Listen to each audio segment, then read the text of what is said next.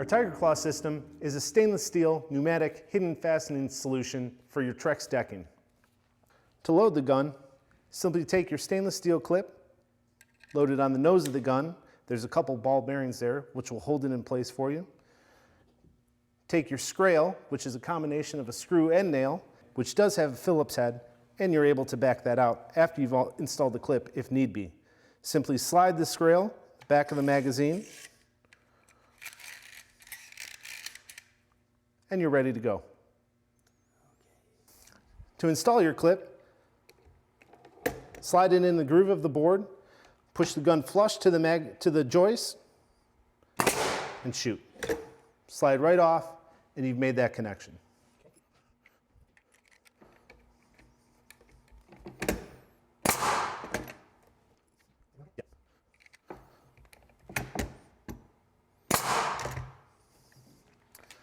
Once you've installed all your clips, simply slide your next board in,